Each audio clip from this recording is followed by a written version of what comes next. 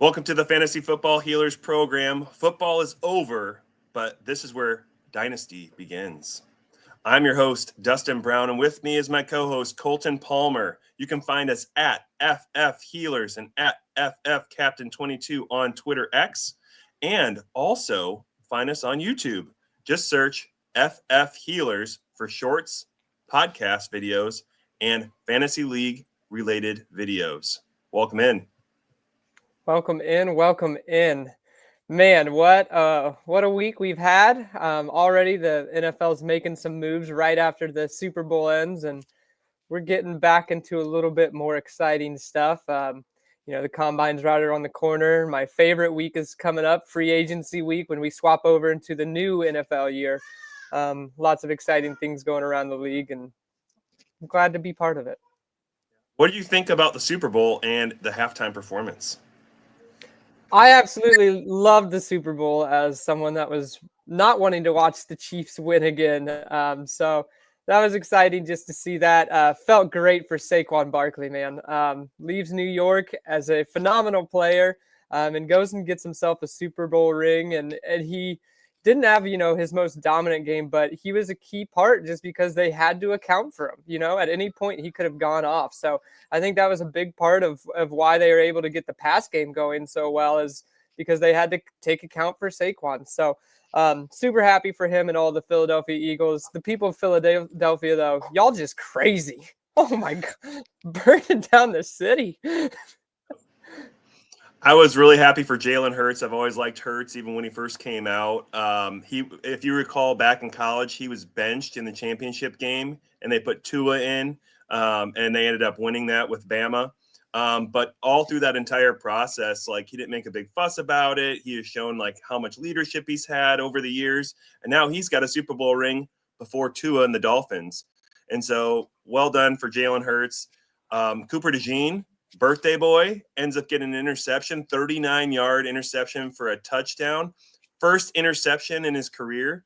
And then Saquon, I was rooting for him to get a garbage time touchdown also in the end. But, the Eagles, they were already celebrating with 2.5 minutes left with pouring the Gatorade on the coach.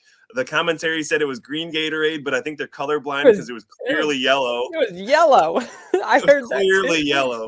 I was like, who drinks green Gatorade? Nobody drinks green. That got me going there a little bit.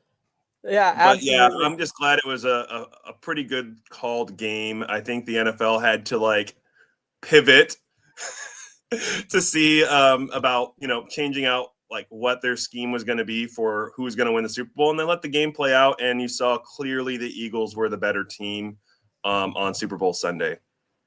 I did get nervous. It was the very first drive, I think, and there was some BS call. I'm like, oh man, hey Brown, here we go again. I was like, is this really how it's going to be? I was so mad. And then, the Eagles just absolutely dominated pretty much from there on out. They could have celebrated, honestly, at the very beginning of the third quarter after the pick six. It was insane. So awesome. Fun game to watch if you weren't rooting against the Chiefs. If you're a Chiefs fan, I'm sorry, but the Chiefs will be back as long as Andy Reid and Patrick Mahomes are together. And so I think that brings us to some of the news, unless you have anything else you want to talk about the Super Bowl. What did you think? You're younger than I am. I can tell I'm getting older. I didn't really care much for the halftime performance. What did you think? So I'm not much of a rap fan. I'm more of the punk rock, punk pop kind of guy. So I know Kendrick Lamar and I know some of his music. He's got some good music. I actually didn't watch it. I was too busy switching from my downstairs TV and getting my kids ready for bed and switching to the upstairs TV. So I was too busy doing that, so I didn't get to watch it. I only got to watch the end, but I've seen the highlights and everything. It's his music. It's just taste preference. A lot of people loved it. A lot of people hated it.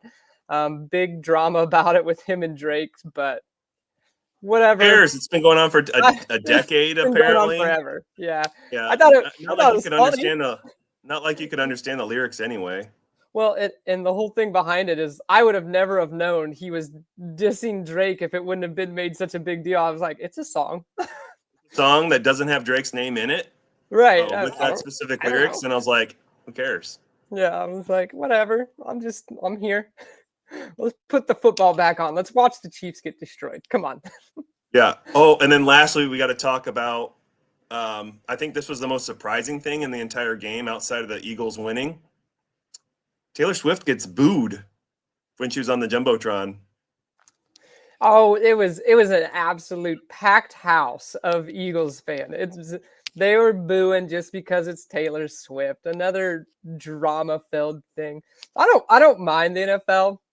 And milking it. It brings in more revenue for the NFL, which just means better football for me. So I don't really care. I know a lot of people are like, I don't want to see Taylor Swift. I'm like, whatever. It cuts to her for 5 seconds when there would be a commercial break anyways. So it doesn't bother me, but it is pretty fun. Well, I suspect they were booing also because she was known to be an Eagles fan prior to dating Travis Kelce, and there's plenty of images of her wearing her Eagles gear, getting ramped up for games.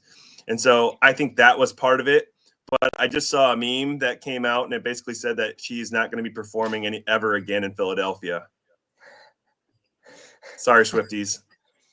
Man, it's a bad day to be a Swiftie in Philadelphia. Okay, let's go to the news.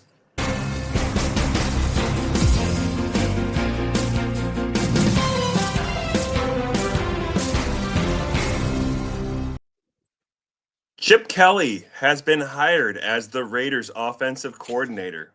Colton, do you remember when Chip Kelly was the Eagles head coach? I do remember this. I think it's a good hire. Between him and Pete Carroll, I mean, this is what this team needs, is a full reboot and just something to kind of get them jump started. And I mean, Tom Brady, I know, is part of this ownership team now, and he's helping make decisions. So he kind of knows what he's doing. I believe, anyways. So I think he was kind of a big mindset when the Patriots were so dominant. So he's helping bring in some of these guys that could help turn this team around. And, Chip Kelly can provide some excitement to an offense. So for some of you younger listeners that don't remember Chip Kelly with the Eagles, like his big thing when he came to the Philadelphia Eagles was that he was going to have the most plays ran each game. He was going to get to the line of scrimmage quick. He was going to hike the ball fairly quick, and he was going to get basically defenses on their toes or off their toes in order to get the ball going down the field. And initially he was successful, and then by the end, the NFL started to play catch up. And then it kind of pushed him back into the college football mindset. But here he is back now with a Raiders team that now is also partly owned by Tom Brady. They're trying to make big changes there in the Vegas Raiders country. And I think this was a great move. Yeah, a good move. Just something to get that offense started. Maybe we can start getting excited about a little bit more than just Brock Bowers there. We'll see how it all unfolds. It is 2 older coaches there, but, it's 2 great coaches that are now heading off that team. So, Kadarius Toney. What you gonna do? What you gonna do when they come for you? Bad boys, bad boys. Arrested due to an incident that occurred on January 14th, allegedly strangling a woman. Oh, man. Kadarius Toney, former first-round NFL draft pick, now is basically getting pushed out of the league. I mean, he was getting pushed out of the league prior to this incident, but now, you're completely ruining your life, man. I mean, yeah, he had already signed his way out of the NFL. He had shown that he was not a reliable wide receiver, that he wasn't very good. I mean, he had talent, but he just could never put it all together and make it work in the NFL. And he'd already signed his way out. I mean, no one was going to sign him, maybe a practice squad deal or something, but now he's truly he's put it in cement that he is out, done for. Kadarius Toney can be dropped in Dynasty Fantasy Football. Oh, he could have been if he was still on your roster in general. I'm sure he's hanging around someone's roster. Myles Garrett, defensive player, requests to be traded. Who do you think that he would be best fit with, Colton? Yeah, I mean, he's looking to get a Super Bowl. He came out and apologized to the city The Vikings of Cleveland. Yeah, I mean that'd be a scary defense, man. And they just add on top of it. But yeah, he came out and apologized, but he said, I'm getting older. I think he's going into like his 9th or 10th season.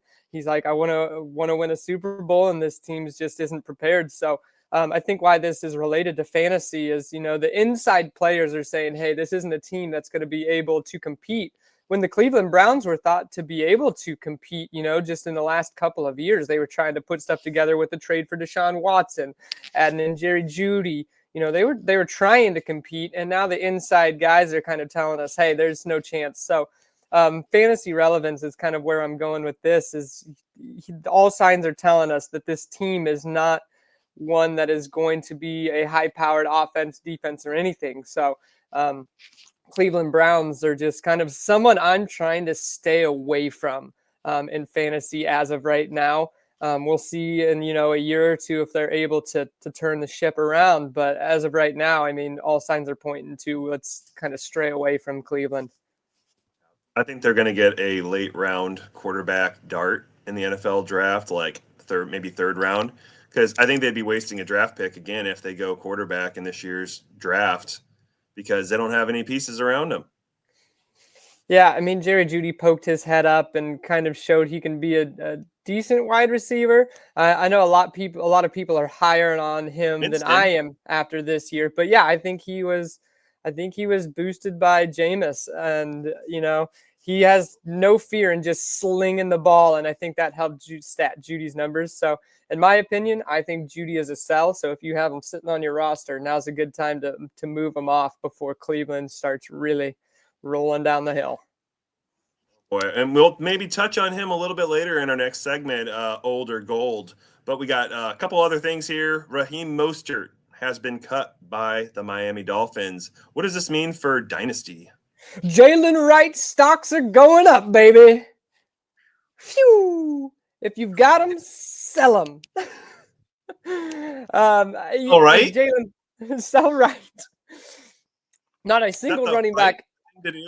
Not a single running back has worked out of this draft class, but if anyone can do it, I think it is right now. With Raheem Mostert moving, he looked like he was good, and then he looked like he was bad. I mean, there were some runs that he looked like he had it. He had the athleticism, the speed, the strength, but he just had no vision on the field.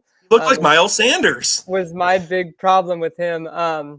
But the Miles Sanders just running in the back of his offensive lineman, not knowing where the hole is, but just going, I'm going this way no matter what.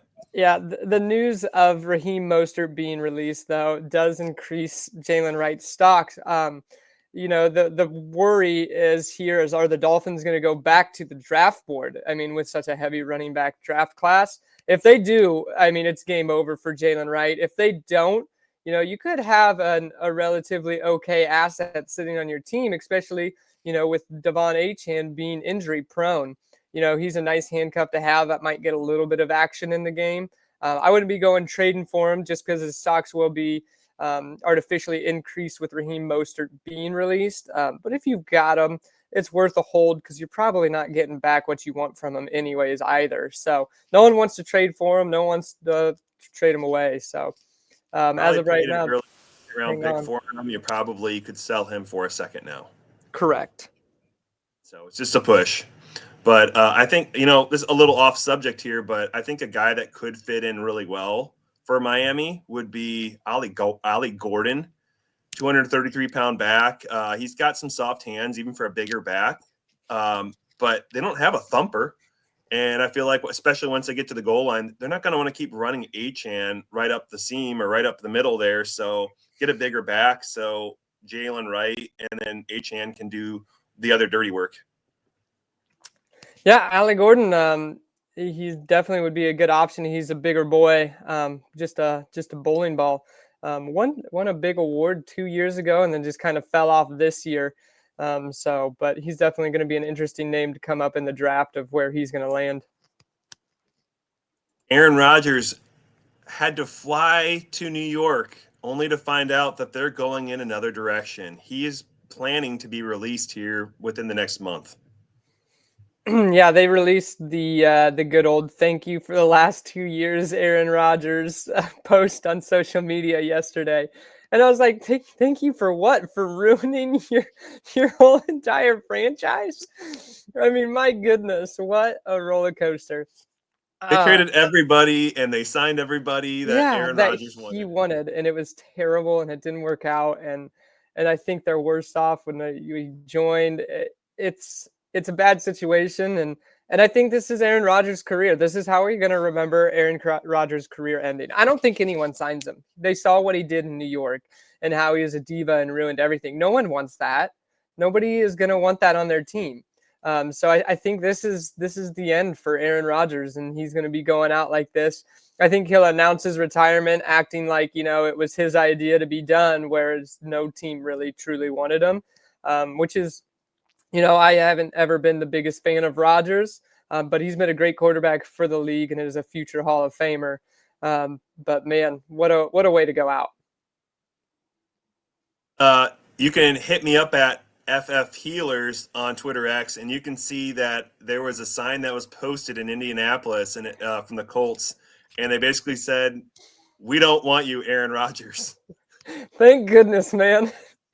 Thank goodness. Oh man. So I think now we're going to start getting into the segment Older Gold. There's some information here that was sent out within the last week or so about Cooper Kupp has also been informed that he is going to be traded, and not only traded, Colton, but traded immediately. He's on the trade block. There's some rumors of the Patriots, the Steelers, the Lions, Washington, and maybe even the Chiefs that have some interest in Cooper Kupp. We saw that he hadn't been targeted all that much towards the end of the season.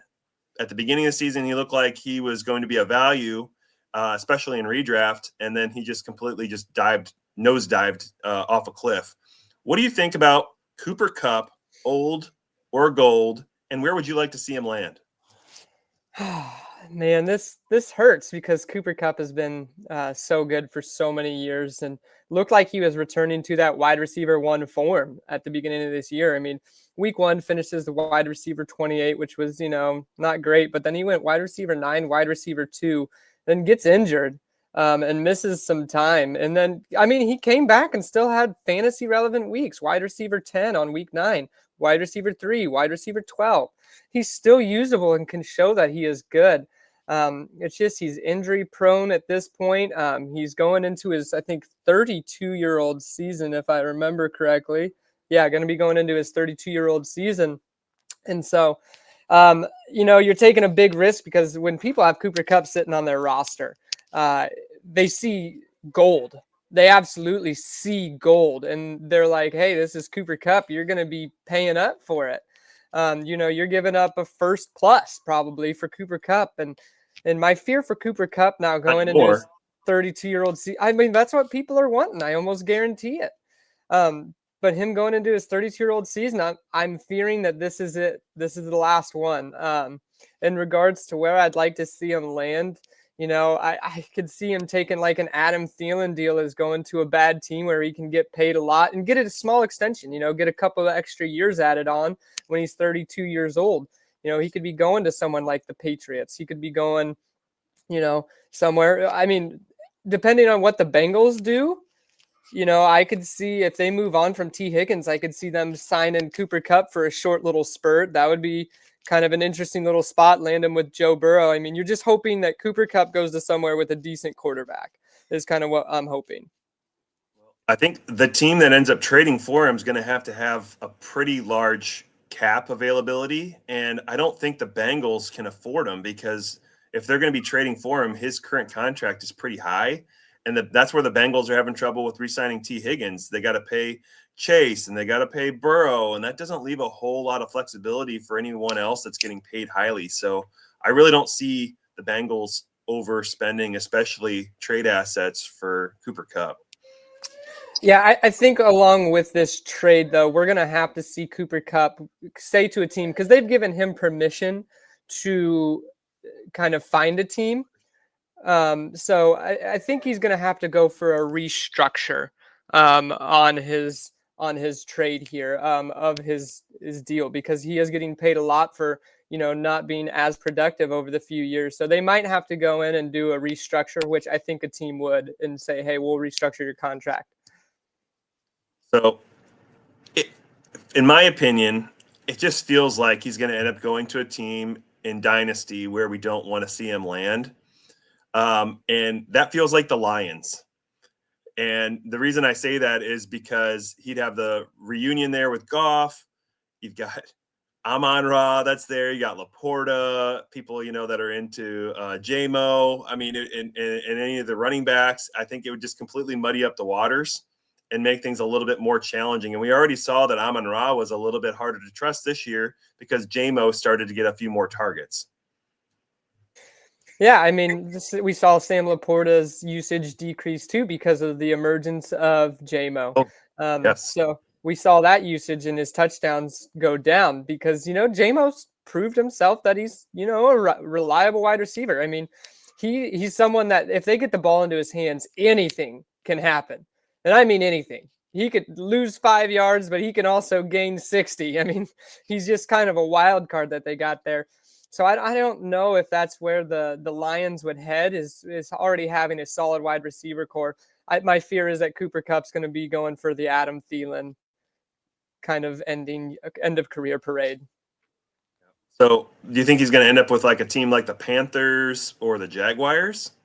Because we saw Adam Thielen, who we once thought was old, actually turned into some really good gold there initially when he started with the Panthers. He was getting targeted like crazy. Yeah, I mean, it's not like it's the end or like the death of Cooper Kupp here that we're seeing. It's just somewhere we would rather see him not go because it's more risky. We're looking at higher risk versus reward on this one. Like we said, we thought Adam Thielen was going to go and be gone out of the league at the Panthers, but he was hyper targeted. That could absolutely happen to Cooper Kupp. But then we've also seen Adam Thielen be injured now because he's been so hyper targeted, and Cooper Kupp hasn't been able to withstand that either. His body is getting older and he's already been injured quite a bit throughout of his career. So going to one of those hyper-targeted teams like that is going to be kind of rough on his body, but, it's still going to be a valuable asset and it could potentially create a buying opportunity if he does go to, like the Raiders or something. If he goes somewhere like that, people are going to be off and not excited about Cooper Kupp, and maybe it could create a little, hey, he went to the Raiders. He's not on a good team. Can I get him for a second? So depends on. For the 49ers, I mean, they're looking at moving off of Deebo Samuel also, and then, if you had Cooper Kupp, Ayuk, and Kittle, that would look pretty nasty. Yeah, that'd be a good one. I just don't foresee them trading them to the 49ers, a rival in conference. Yeah, of course. Yeah.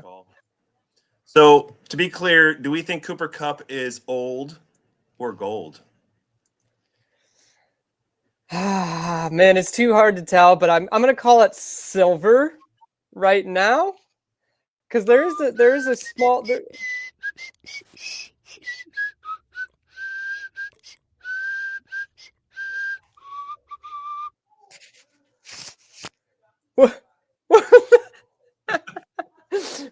That's the closest thing I have for silver. Oh, okay. I don't know. I didn't have silver as a take.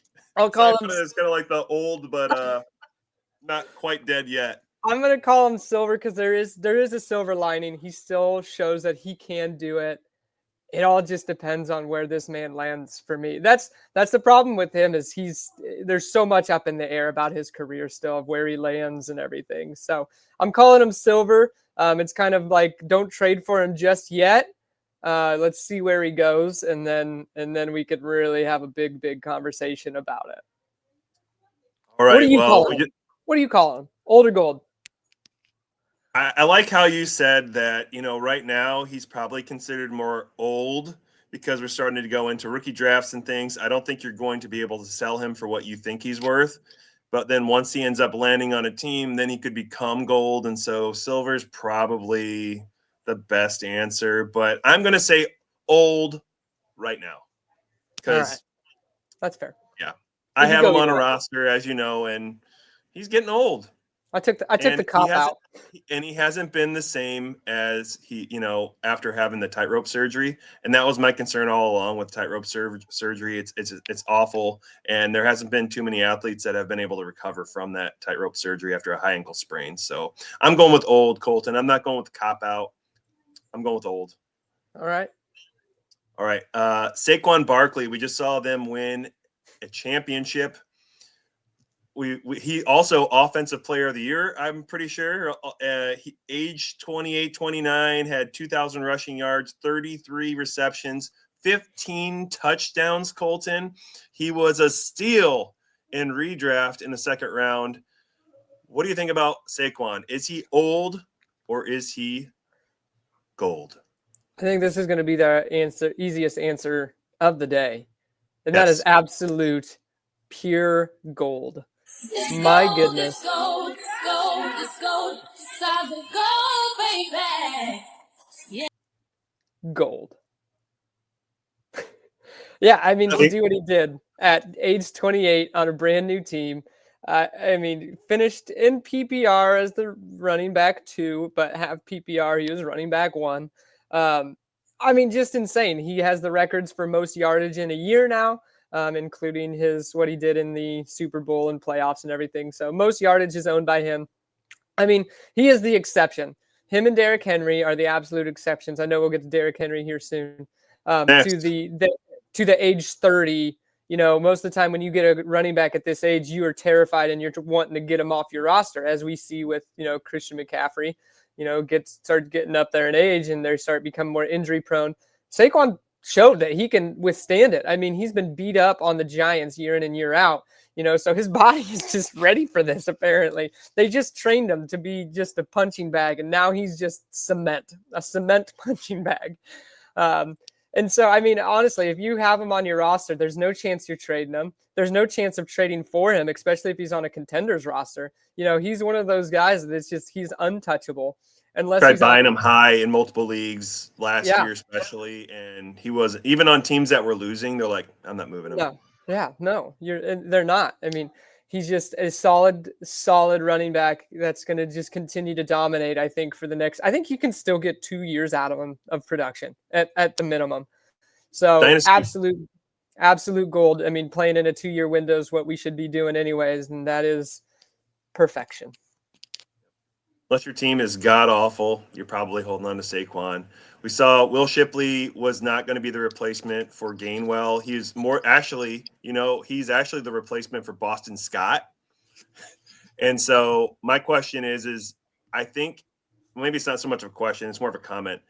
I think the Eagles, because Gainwell, he's going to be a free agent now. They're going to have to find another running back to play behind or with Saquon that could take some of the touches. And we've seen year over year that running backs that end up having the highest rushing campaign usually falter the next year. So that's my only concern with Saquon, but I still agree that he's gold. But I do foresee the Eagles, with not a lot of holes in this great running back class, going to add another running back to work with Saquon. Yeah, you just someone to take a little pressure off of him. We saw Kenneth Gainwell even get some usage in this year. Kenneth Gainwell was put in on some big downs. It was a guy that's been on their roster for a while and trusted him. So they could get somebody that they could put in there to trust, just to take a little break off of Saquon, give him a second to catch his breath, keep his legs fresh and everything. Kenneth Gainwell played that role this year. Throw him in there. We can trust him to not, be a big dumb head and fumble it. So if they can find someone that's just reliable, kind of like that, I think you're right. They'll do that. Something to note also is they will have a new offensive coordinator with Kellen Moore being hired to the Saints. Kind of known anyways that was going to happen. But yeah, so there will be a new offensive coordinator in town, but any offensive coordinator is not going to come in and say, Saquon, let's not give him the ball. So I think he's safe. Did you see Sirianni after the game when they were doing the announcements? Let's run it back. Kalen Moore, let's run it back. Let's run it back. Absolutely. I saw that. Good for he him. says, let's run it back. Good for him. It makes you smile, especially, if you're Kellen Moore, you're loving to hear that. You don't want to, you want to be on a team that they want you. Yeah. And so hopefully he can make some changes there for the Saints. They've been in a spiral for well, since Drew Brees left, let's be honest. So they've had a lot of contract problems, and they still haven't completely rebounded from it. But this year is the first year, and as long as I can remember, that every team in the NFL has their first round pick, and it just makes this draft that much more interesting. But we got to keep moving on here, Colton. The next guy up is, as you said, Derrick Henry, King Henry, age 31 now.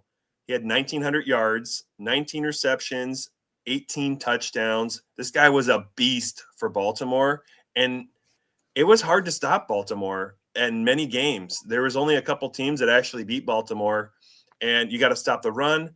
You've got to stop Lamar Jackson, and you've got to stop the passing game with their dual set tight ends. What do we do with Derrick Henry? I sold him too early. I sold him not this year. I sold him last year for 2 seconds with Gabe Davis as a throw-in. What do we do with Henry, with Derrick Henry? So as easy as it was to answer Saquon Barkley, here's my second easiest answer of the day. Gold. Absolute gold. Oh, man. With this offense, I mean, Lamar Jackson is able to move the ball down the field. We saw him be able to do it this year with a ragtag team of wide receivers. Rashad Bateman reappeared his head, then is able to make the ball move. Zay Flowers showed that he can be a good wide receiver. And then Derrick Henry just absolutely dominated. And he has the body that can just keep hanging on. I mean, he's 247 pounds. I mean, that's a body that can take a beating for a while. I think you still have another year or two at least of Derrick Henry. And with the high-powered offense like the Ravens, I want him on my team as just the potential of someone that can score 2 or 3 touchdowns in a game. I mean, Derrick Henry, as his fantasy finishes in the last 5 years, 4-8, 4-21, and only played 8 games that year because he got hurt. But then running back 3. I mean, he hasn't finished outside of the top 10 aside from that injured year the last 5 years. I don't think you're just going to see him fall off the face of the earth on this offense. You know, if he was still on the Titans, I think we'd be talking about him differently. I think we'd be saying he's old. It's time to move on. Now that he's on the Ravens, I think they're going to be able to give him the touches that he needs, the high-powered touches, get him some touchdowns, get him, those plays where he can break out and just stiff arm people and play well. I love gold. The look of it, the taste of it, the smell of it, the texture. All right. Derrick Henry is gold. And that takes us to Alvin Kamara. Kind of a mixed bag year with him, mainly because of injuries and the lack thereof, the Saints offense.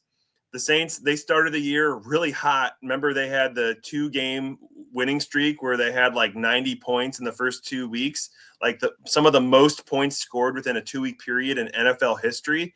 And then they were completely ravaged as a team with injuries throughout their entire team. That included Kendre Miller. Alvin Kamara, he still put up in a tough year 950 yards, but this is really what gives you the extra boost, especially in PPR. 68 receptions for 543 yards, and he did have 8 touchdowns. He didn't help you win a championship because he may have got you there for the playoffs, but he was not available in the playoffs because of injuries. What do we do with Alvin Kamara? This is a tougher answer for me, especially since there are talks. The Saints, like you had said, they have a lot of cap space issues, and they've been just kicking the can down the road, and they haven't done an actual rebuild. They think they're contending when they're not, and so they just have created these awful money problems in this organization. And there's a potential that we're going to be seeing a hard reset with Kellen Moore resetting the Saints team, and that could possibly mean Alvin Kamara moving on. And the reason Alvin Kamara has been so good for fantasy is because, like you said, 68 receptions. He had 89 targets as a running back, which is insane. If Alvin Kamara is released and goes to a different team, I don't know if we'll be seeing that and seeing that production.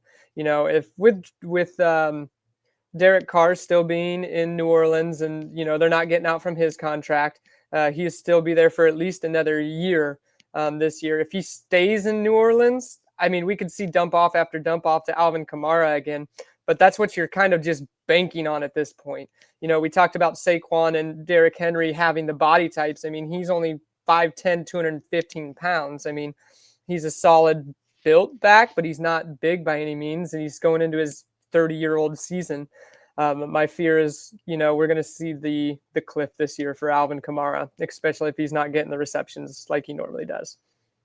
Problem is if Derrick Henry sticks around, he really wasn't the one that was checking down. It was the other two backups that were checking the ball down to Kamara this season. And Derek Carr was out after game 4 or 5 or maybe 6. He wasn't there very, very long before the backups started coming in with Spencer Rattler and I can't remember the other guy, but he was proven to not be a quarterback either. Jake and so Hayner. they were Jake Hayner, and then it was pretty ugly with what they were doing on the field, especially mid-season with the Saints. But Kellen Moore's already come out stating that he wants Kamara on his offense and he wants to give him the ball. So I feel like Kamara, just like these other two backs, they're short-term answers. They're going to be a guy that can really help your dynasty team for the next year or two. But you have to figure out how your team is doing in order to know when is the right time to get out. Or if you're a competitor, you know, maybe instead of using that probably mid-second on maybe running back or some other dynasty asset that you think is worth something, maybe you can throw that mid-second out there and see if you can catch on to like an Alvin Kamara owner who's worried about his age.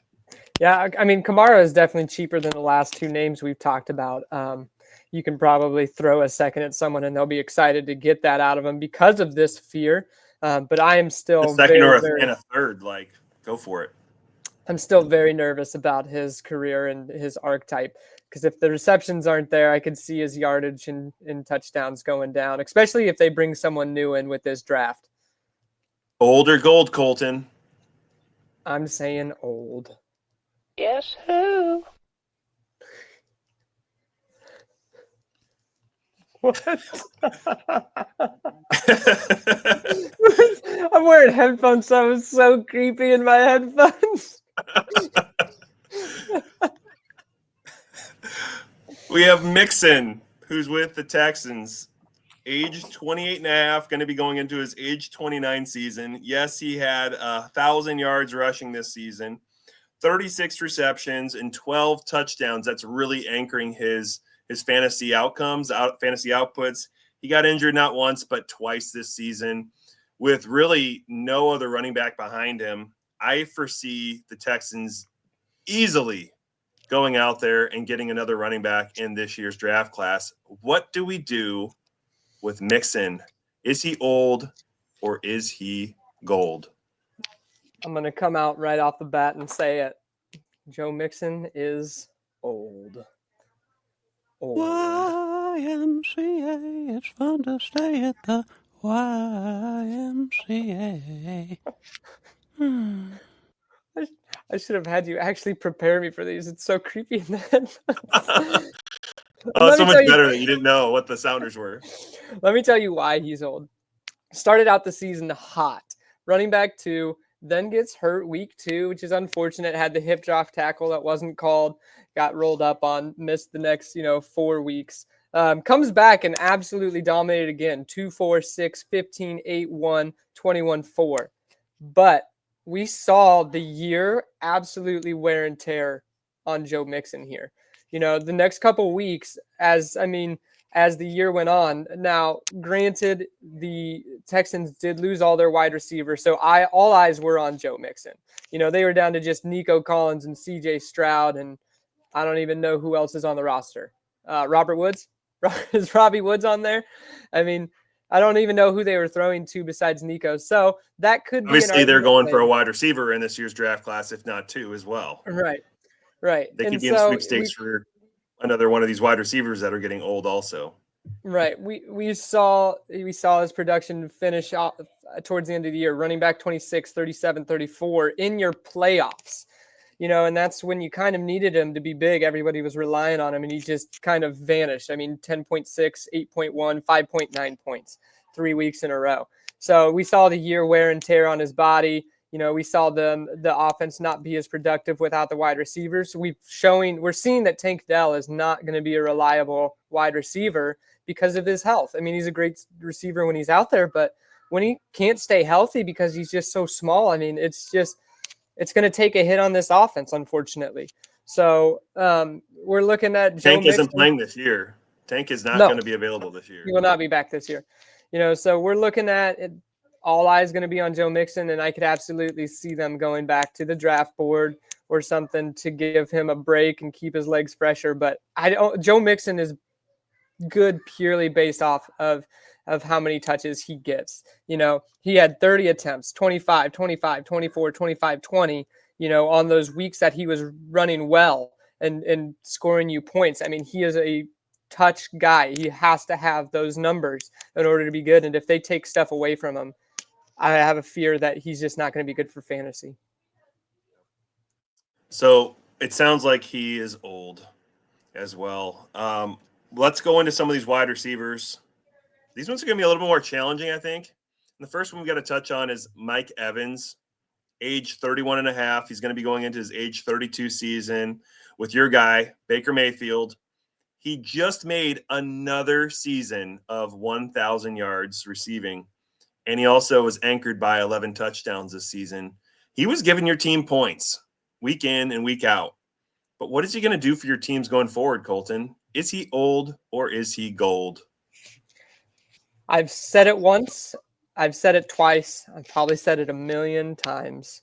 The Buccaneers are a bargain buy offense. They are always discounted. They are always seen as, just kind of for fantasy. When Mike Evans hasn't finished outside of the top 20 since his sophomore year, he finishes 22. That is his lowest finish in PPR, is 22 out of, 11 years now, 11 years, Wow. That's insane. I mean, if you've had Mike Evans on your dynasty roster for 11 years, you have been happy, so incredibly happy, year in and year out having this guy. And I don't think next year is going to be any different. I don't see it just completely dropping off. Him and Baker have a great connection. And if anything, there's going to be potentially for more with Chris Godwin's career being up in the air with the Tampa Bay Buccaneers. They could bring him back, sign him cheaper with the injury, or they could just kind of move on and go back to the draft board or, trade for a different wide receiver. But still, then Mike Evans is going to be the go-to option. Baker loves to feed him, and Baker will not be the quarterback that doesn't get Mike Evans to 1,000 yards is my thing. He said it this year. He's like, I'm getting him there. I don't care. He's going to get him to 1,000 yards. Mike Evans is a future Hall of Famer, and you can probably still get him relatively cheap because people like to discount the Buccaneers for some reason. And Baker is a good quarterback. No matter what you say, he's a good quarterback. He's going to get the job done. Mike Evans, gold. I love gold.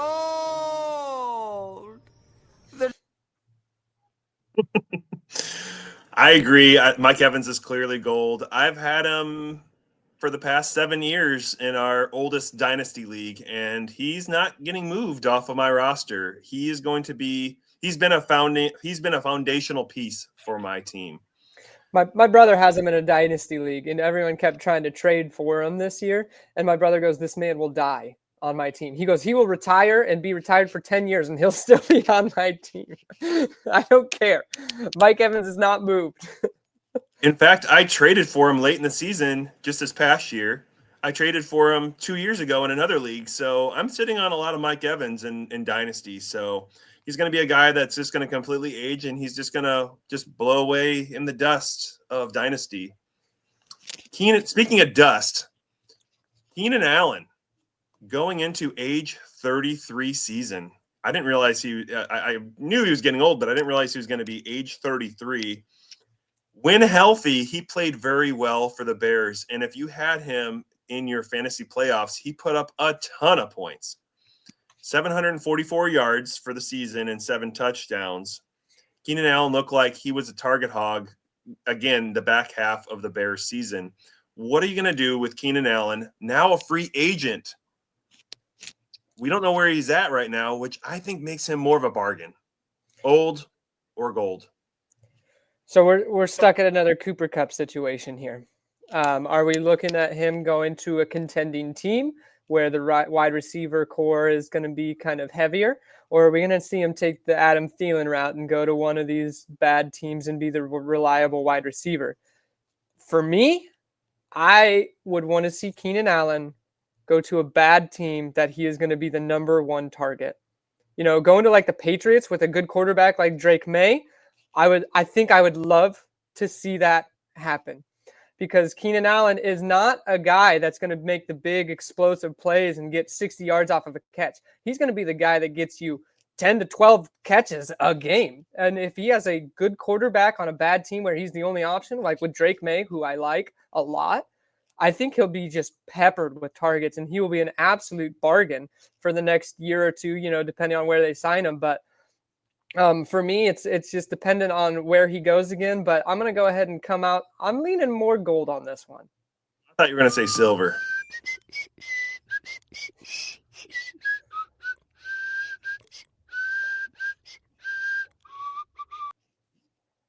I agree.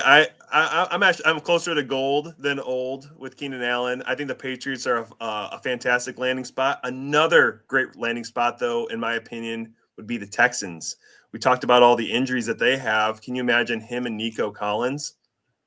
That would be another good one. You got the guy that makes the big plays and the guy that makes a lot of catches. That would be another good one. I just wanted to see him go to, a good quarterback team where he will be, higher up on the pecking order.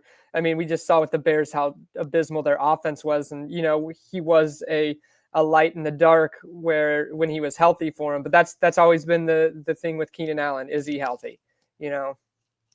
Let's stick with the Bears. DJ Moore, another getting to be an older asset now. Mr. Reliable, just like Keenan Allen, age 28 season. He had just under 1,000 yards. It doesn't feel, if you had DJ Moore on your team, it does not feel like he was close to 1,000 yards this season. He was a tough wide receiver to trust, and there was a lot of games that kind of made you squint. 6 touchdowns, which seems to be right around his average, right around that 6, 7, 8 touchdown season. DJ Moore, do you feel like he is old or gold? Here's the thing with DJ Moore. He's an odd receiver because you've always wanted him to be like this superstar, going to be a guaranteed wide receiver one week in, week out. And he hasn't had that big of a career. But I don't know if you've already looked, but do you know where he finished wide receiver wise this year? I don't. I'm not looking right now. I'm going to guess with nearly 1,000 receiving yards and 6 touchdowns. It's got to be close to about 18. He is wide receiver 16 on the year finished. That wasn't bad, but that wasn't a bad guess. Not bad. See, I would have guessed way worse. I would have guessed, he was a middle to back end wide receiver too. Closer to like 24 to 20s. If even that, honestly, I mean, I wouldn't have been shocked if you said, he's wide receiver 28, because that's the way he felt. But finishing as a wide receiver 16 on your team, I mean, he did have a little bit of a roller coaster for the weeks in. He went all the way from wide receiver 71 in week 8 to the wide receiver 4 in week 12. So it was a bit of a roller coaster, and some of those bigger weeks kind of elevated his game. But I think we're going to see this offense in the Chicago Bears become extremely different. I think we're going to see Caleb Williams take a step up in his play with Ben Johnson kind of taking over there as the head coach. So if you can get DJ Moore as a discount because people are down on him. What's a discount for you? What would you pay for DJ Moore? What would let's say you're a meddling team and you're like, I just need another piece to maybe help me either have depth or maybe another piece to maybe give you a little bit more of a push. And you're looking for a cheaper wide receiver option, an older asset. What are you paying for DJ Moore? So with this year's draft class, if you are looking for a wide receiver option, someone that's going to help out your team and give you a little boost, and you're a middling team, say you finish, you made the playoffs but didn't go anywhere, you just finished that first round, so you're sitting at like 7 or 8. I'm not afraid to give up that mid first for him if I need a wide receiver. If I'm good on running backs, if I am good on running backs and I'm just missing a wide receiver, I would absolutely give up a mid, a mid that gets first done. for him. I think that'll get done. People are frustrated with DJ Moore, even though he's finished as, the top 6, or he's finished as a wide receiver 16. As of right now on Keep Trade Cut, he's the wide receiver 23. So him finishing as a wide receiver 23 when last year he was wide receiver 6 on the Bears. Before that he was 24, 18, 23. I mean, he only finished one place behind where he's kind of coming off the board right now 3 years ago. So I think he's still a bargain in terms of how people are evaluating him, and with the potential of this offense getting boosted up, and they're not bringing anyone else in. They saw that, the amount of wide receivers they have isn't going to be great. They're not going to go and get another star. They got DJ Moore and Rome Odunze. Do we see Rome Odunze start taking stuff away? Maybe a little bit, but I'm still not super concerned. They're still going to have to move the ball around. And I think DJ Moore is going to be a bit more of a bargain, because I've been off DJ Moore for years, because he was always hyped up as, you got to buy him at wide receiver 12. Well, now he's kind of fallen, but he was been such a high buy for so long. I think now that it's finally shifting and people are tired of that high buy on DJ Moore, that now we're looking at maybe he's a cheaper buy because people are kind of getting sick of it. So I think we need to kind of also look back, like you said, Ben Johnson, and I think Ben Johnson seems like he's a pretty smart offensive-minded coach. And as you said, like the Bears, their biggest problem that they've had for years is they don't have an offensive line. They need to definitely draft offensive line. They need to protect Caleb Williams. And let's kind of mismatch here and kind of look back and forth between the Lions offense and the Bears offense. Who do you think is going to be the Amon-Ra for their team? DJ Moore. Correct. Right? This is a great tight end class. I mean, they do have Kmet, but do they see Kmet as good as Laporta? That I'm not sure. I just don't know. And then we have JMO. I feel like JMO and Rome Odunze are kind of right along those same lines, kind of a big play kind of monster, a machine. But they don't really have a wide receiver 3 on their team. So I feel like they need to find some option there. I just don't know who that's going to be. Are they going to bring somebody else in? I don't know. Robert Woods just seems like he's kind of done. But, like, can they get like an Adam Thielen-esque type of player? I don't know.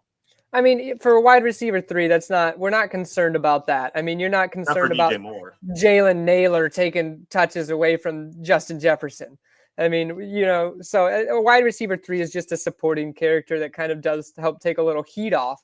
It's like, we still do kind of have to account for this guy because he can make a play if possible, So I'm not super concerned if they bring in like a lower name like that, and they're not going to bring in any star-studded kind of guy that's going to take away from DJ Moore. And they extended him last year. He's in Chicago, I believe, until like 2028 or something like that. They gave him a big extension. So they obviously like him. They want to use him. And I think Ben Johnson's going to find a way to get it done. Let's go, Gold. let's go, let's go, let's go. Solid gold, baby. Yeah. Gold. That seems to be an easy one.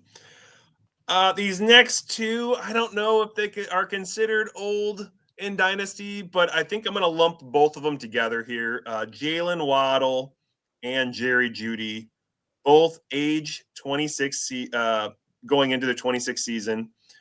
Waddle had a disappointing season of 744 yards, 2 touchdowns. Miami Dolphins just looked stagnant at times. And especially once Tua went down, they really had no offense whatsoever. Jerry Jeudy, on the other hand, once their quarterback went down, their offense went because Winston was just going YOLO ball, and 1,229 yards, 4 touchdowns. So it wasn't the touchdowns, it was the air yards and the actual receiving yards for Jerry Jeudy. Now with the Browns unsure who their quarterback is going to be starting this season, because I don't know if Watson's going to be healthy enough for one. Huge contract problem. And the Browns organization has been in a spiral since they let Baker Mayfield go. And then we have Waddle again with the Miami Dolphins. It just seems like he's been more of a disappointment than an asset for your team. For these two wide receivers, are they old or are they old? So, 26. so here is the thing with these two. We are talking complete, and I mean complete opposite situations. Jerry Jeudy was ranked really low, now seeing a spike in his value. Jalen Waddle was ranked really high, and now we're seeing a spike in the opposite direction. We're going down. At the beginning of this year, Jalen Waddle was seen as the wide receiver 12 coming off the board, with his high mark being like wide receiver 9. Okay. And now, wide receiver 3. Sorry. Wide receiver 3. I see a little bit smaller spike. He was seen as a wide receiver 3 back in 2022. Okay. We are now looking at Jalen Waddle as the wide receiver 26. That high? That low. I mean, we've seen him fall off the face. I was able to trade this year because of the disappointment from Jalen Waddle. It was a third and why can't I think of his name right now? Running back for the Chargers. Come on. JK? J.K. Dobbins. Thank you. Sorry. I was having a brain fart for a second. I was third and JK for Waddle? For Waddle. I was able to get that deal done. Because everybody is so sick of Jalen Waddle and not living up to the name. I think he was ranked way too high when he was sitting, as a wide receiver 1. He wasn't even the wide receiver 1 on his own team. I mean, he is that absolutely speed, can make a big play, anything can happen kind of guy. Now that he's ranked at wide receiver 26, with Tyreek starting to age out, and this Miami's Dolphins offense, if they don't get it done this year, we're going to be looking at McDaniels on the hot seat, and we're going to see could potentially, a redo on this team. We could see Tua being moved on, maybe not moved on from, but traded away or something happening. And they're going to need, a star asset to kind of build the team around. And I think it's going to be Jalen Waddle. He's only 26 years old. He'll be going into his 27-year-old season. He's going to have experience. The weird thing about Jalen Waddle is he's hurt. He's not hurt. He's hurt. He's not hurt. He's hurt. He's not hurt. Like, he'll come out of the game and be in the blue medical tent. And then 2 plays later, he's getting a 20-yard catch. I mean, it's just crazy kind of what he does. So I think where Jalen Waddle is at now is where you can start seeing a buy, because you could buy him this year when he was hurt and Tua was hurt and he wasn't giving you production. He is a good wide receiver. We have to remember he was the 6th overall pick, 5 years ago. He was the 6th overall pick. They have investment into him. He is a good wide receiver. So we got to remember that, talent doesn't change, situation does in this one. And if there's a small buying window like there is right now, I think he's gold. Whereas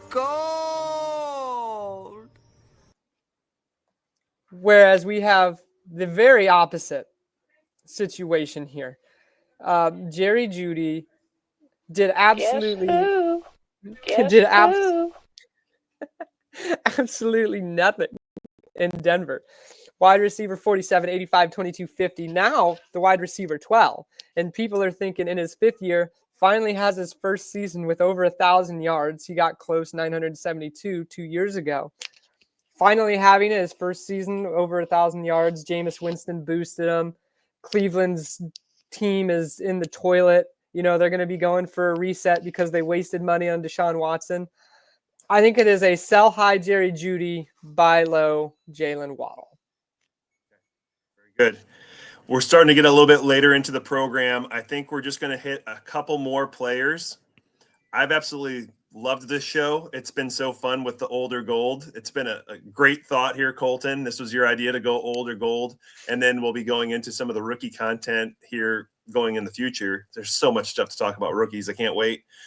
But we need to talk about a couple other older gold options, and one of which might be about as old as it gets here, come with wide receiver. We're talking about a guy in Davante Adams, age 32. he's on his way out from the Jets. He's going to try and push his way out. There's rumors stating that he wants to go where Aaron Rodgers goes, which makes it a little more scary for me. He still had a little over 1,000 yards, 8 touchdowns. He still looks like he has it. When he's with Rodgers, he's getting targeted like crazy, 12, 13 targets a game. What do we do with Davante Adams? Gold or old? Well, if he's following Aaron Rodgers, they'll be going to the retirement home together. So there's that. YMCA.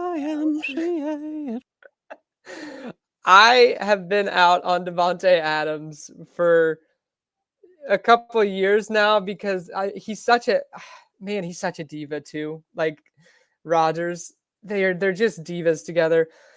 I mean, he finished as wide receiver 10, then 11 last year, but he's going into his 33-year-old season. He does look like he still has it, still makes good catches. But, there's teams coming into more and more now that they just don't put up with that crap anymore. They don't want the divas. Like, they're just like, you know what? I mean, we've seen Mike Tomlin do it time after time.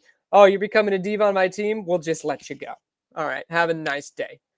And so we've seen that happen. And so if he's making a fuss, I mean, sure, there's teams that need wide receivers, but at some point the cliff is going to drop off. And with him being 33 and the kind of wide receiver he is, I could see the cliff absolutely just showing up real fast on his 33-year-old season. So I'd be trying to move him. Davante Adams, old. I can't wait to use the sounder again. Time After Time by Cyndi Lauper. After you said time after time. I've done that a couple times in some of the podcasts. I know. I can't wait. I can't wait. So much excitement. I love it. I got to lump these two guys together. I think they're going in completely opposite directions. We got to talk about these two tight ends that are getting into that older gold phase, and I think we know the answers to this answers to this question here. Travis Kelce, George Kittle, older gold. Kelce contemplating retirement, the last comments that I've seen. Yeah. So like you said, two completely opposite tight ends. Now, Kelce going into his 36-year-old season has had a rough season this year. Still finishes the tight end what, though, Dustin? God. In PPR, what did he finish? I know. I'm thinking. I'm gonna say he's. Let's go 9. Wide receiver 5. Tight end. Or tight end 5. Sorry, tight end 5. Tight end 5. Tight end 5. Tight end 5. Never guessed.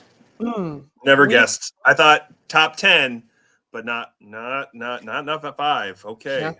Tight end 5 still. I mean, I don't think he retires. I don't think he goes out the way the Super Bowl went, getting blown out, him just looking purely frustrated. He talked about it in his little podcast with his brother. Like, he's like, I should have been a better leader. I should have done this. I should have done that. He's not going out saying, I should have. He ain't doing it. He's got too much fight in him. I know a lot of people are down on him. He's still, finished his tight end 5. And we saw this year, tight end position sucks. My goodness, I hate it at this point. I used to try to find that gold one, but if you don't have the top 3, if you don't have Brock Bowers, Trey McBride, Sam Laporta, even Sam Laporta had a rough year. I mean, it's just bought so high hard on him 2 years ago. Like, you're like, ooh, Yeah. he didn't hit the spot this year. Yeah, exactly. So tight end's hard to find. I mean, I tried to buy Kelce this year, and I offered up, an early second for him. Same on a contending team, and they didn't go for it. And this was a team that's rebuilding, so I still don't think he's in a place because of the name where you can buy him. So I don't think that is the situation. And so unfortunately that means he's just old.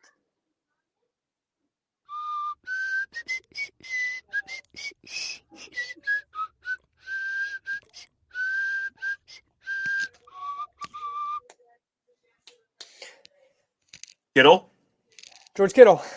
The opposite end of this beautiful, beautiful spectrum is George Kittle and his absolutely great mentality. Wide receiver, tight end 2 or 3? Tight end 3 in full PPR, tight end 2.5. But 3.5, 3.4 is where he's finished.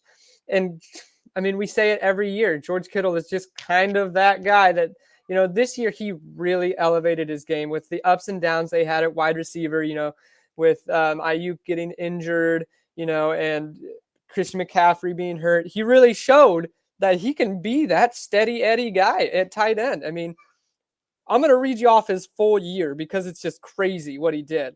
4.3, 2.8, 4.6, 4.50, 1.11, 3.5. I mean, that's consistency throughout. I mean, there was one week that he had a very outlier week at 50, and then his next lowest was 11. But other than that, he was top 6 every other week. I mean, that's just what you're looking for at tight end, someone that can get you those big points and finish in that top end, and George Kittle's where it's at. And I think he's still seeing, he definitely boosted his value this year and is harder to buy, but definitely a lot more consistent. And he is gold. Let's go, let's go, let's go, let's go, Solid gold, baby. I couldn't agree more. I actually bought him in one of my leagues for a 27 first and a best ball, and he helped me bring home a championship. George nice. Kittle. Very nice. It was a great win.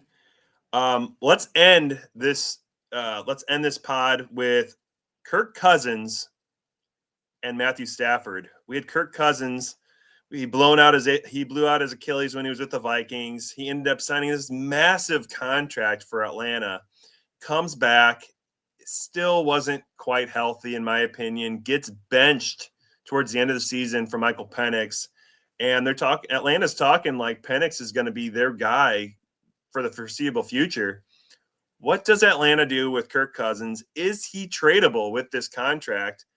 And finally, with Matthew Stafford, again, an older, aging asset, has had his share of injuries as well, which had included some spinal stress fractures a couple years back. Matthew Stafford started to potentially show a little bit of his age towards the end of the season. He wasn't giving you the dynasty fantasy points that you wanted for your teams. He was averaging somewhere around 10 points a game to end the season. What do we do with Kirk Cousins, Matthew Stafford, and are they old or are they gold? I think we've got a double old here. Old squared. Guess who? YMCA. It's fun to stay at the YMCA. I foresee both of these guys announcing their retirement in the next couple of years. Next couple of years, both of them. I mean, I think Matt Stafford. I was surprised Matt Stafford didn't retire this year. I could see Kirk Cousins. He's going to have to restructure that contract. No one wants to buy him for that. So he's going to have to restructure it. And he's already come out and said, I don't want to be the backup. And he's going to be a backup in Atlanta. So he's going to have to find a trade partner, and he's going to have to find someone that'll restructure. He'll have to take a hit on his pay and contract if he doesn't want to be a backup in Atlanta. So he can move on to someone that's, quarterback needy that won't quite get one in the draft. So he could absolutely move on to a team like that, restructure the contract and play out a couple of years. And then they get a quarterback later on that replaces him. Matt Stafford, I see being done in a year. I'm surprised he didn't announce his retirement after this year. I don't think his wife will let him retire for some reason. They're looking at trading him. Yeah, I've heard rumors of him going to the Steelers. I've heard rumors of him moving on and being moved, but he's got injury prone. He could break his back at any minute. I mean, it's just crazy that he hasn't announced his retirement. So Stafford is just move him if you can for whatever you can, honestly. You see the Steelers trading for Matthew Stafford and Cooper Kupp? Possibly. They do need wide receivers and a quarterback, but they could just re-sign Justin Fields for just as little. I mean, the Steelers are one of those teams that it's just like, what are you doing, though? They're good enough to make the playoffs, but not win in the playoffs. And so if they just keep pushing this team around to, we're good enough to make it there, they're not going to win a Super Bowl again. I mean, I know Mike Tomlin is very good at making do with what he has, but that is not a Super Bowl studded cast that's going to get you there and get you to win it. So I don't know if they make those moves. They need Mike Tomlin to stop being good at coaching, to just die off and get good assets. Because unfortunately, they're just playing the free agency game that's only getting them there and then, losing first or second round. So I could see them doing it just because Mike Tomlin's good, but it's not getting them any farther is the unfortunate part. Kirk Cousins going to the Steelers is a possibility too. They could use a quarterback, but I could see him re-signing Russ or Justin Fields for cheap. So both of these guys, though, I think are done in 2 years. They're old. I'm trying to move them off my rosters for pretty much anything I can even get on them. Kirk Cousins, you could probably still get a second out of him. Matt Stafford, if someone's feeling crazy, a third, a second. I mean, I'm taking kind of whatever I can, honestly. I was still trying. I sold him 2 years ago for a late first, and then I ended up buying him for cheap this season in one of my leagues for like a third, I think. From me. And I've been trying to sell him again, and nobody's No. interested in Stafford in any of my leagues. Yeah. So I'm just gonna hold and see what happens. And if he's one of those assets that just kind of fizzles off my roster, he's done me well, and we'd wish him well. And hopefully his wife allows him to retire at some point in his career. Man just needs to do it. Just take a rest. You won a Super Bowl. You can sleep now. I wouldn't mind seeing him with the Steelers. I think that'd be a good fit for him. He could do. I think he can still sling the ball. I think that'd be great for Pickens. Great for Pat Freiermuth. And if they get Cooper Kupp in the deal also, can you imagine what that would do to both of their dynasty values? Up it goes. And then for Kirk and Chains, I mean, the only place that I see a spot where I see that he could possibly be successful again. Could you see him with the Vegas Raiders? I was actually going to say that. Kirk and Chains in Vegas. Can you imagine? He'd go crazy. I don't know if they got a Coles out there, but he'd find a way. Oh, he'd buy one. He'd buy one out there. He's got enough money from that contract. Just build his own Coles. It's in the back of his house. You're right. It's just built in. It's like Davante Adams and his Taco Bell in his house. Yeah. That brings us to the end of the program here, Colton. Thank you all again for listening to us. If you stuck around, especially to the end of the pod, please leave a like, subscribe, give us comments on our YouTube page, send us messages on Twitter X. We would love to hear who you find is old, who you find is gold, and what rookies that you're interested in going into the 2025 season. I'm going to be hitting up Indy in about 2 weeks from now, and I'm within a 2-minute walk to Lucas Stadium. I am stoked to go to the NFL Combine. As you said, you're getting stoked for the free agency period. There's going to be a lot of fantasy content coming out here over the next few months leading up to the NFL draft. Please stay tuned to the Fantasy Football Healers program. Colton, any last words? I'm just stoked that you get a chance to go to that draft. I'm on call for my first time that weekend, unfortunately. I really wanted to go with you, but apparently new jobs, it's hard to get time off work, especially when it's your first weekend to work. But I'm super pumped. You got boots on the ground there. You'll get to have the chance to have an awesome time at that combine and get to see some stuff firsthand. So I'm hoping that I can play around with do shorts on YouTube and Twitter X. I'm older, and I got to try and figure out how that whole platform system works. So bear with me if you see some not so great shorts, but I'm going to have a lot of good ones out there too. It sounds like there's going to be some NFL players that are going to be signing some autographs, and hopefully I can get some autographs while I'm out there. I'm not sure who is going to be out there. I would love to know because I got some NFL cards I would love to have signed. So we'll see what happens. Sounds like a blast, man. But with that, please stay tuned. Listen to us for some fantasy football content, and we're out. Salud.